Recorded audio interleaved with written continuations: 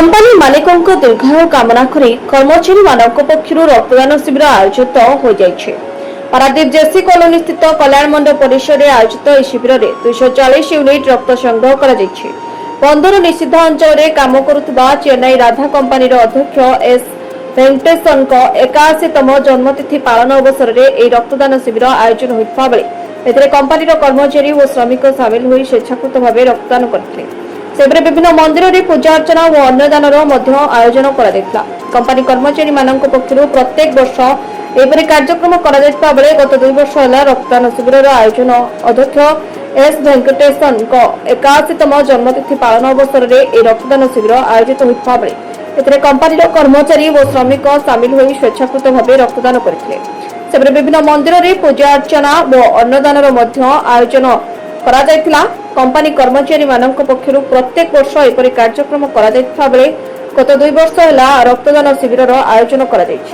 गत वर्ष 150 यूनिट रक्त संग्रह करा बेले चलित वर्ष 240 यूनिट रक्त संग्रह करा। कंपनी प्रतिष्ठा तथा अध्यक्ष एस वेंकटेशन दूरदृष्टि संपन्न पदक्षेप और कर्मचारी परिवार को निज परिवार भली समस्त दायित्व तुलाई सुस्थ और दीर्घायु जीवन कामना करुछु बोली पारादीप ब्रांच मुख्य प्रकाश करछन्ति। फाउंडर जे कि मिस्टर एस वेंकटेशन 81तम जन्मदिन रे आमे मैनेजमेंट आ वर्कर माने समस्त मिसी या माने बहुत बड़ आकार पालित करू।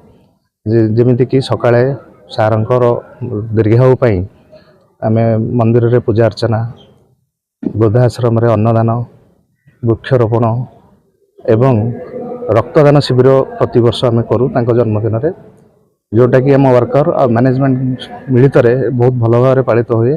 आउ गला वर्ष आमे 150 यूनिट प्लस करथिलु।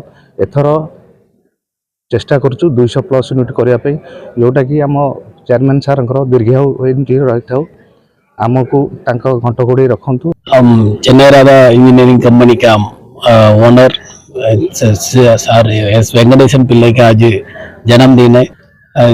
जैसे उनका और भी लाइफ बढ़ाने के लिए हमने पूजा पाठ करता है, अन्नदान देता है और यहाँ पे ब्लड डोनेशन का कैंप भी अरेंज करके बहुत पुण्य काम हम लोग यहाँ पे करता है।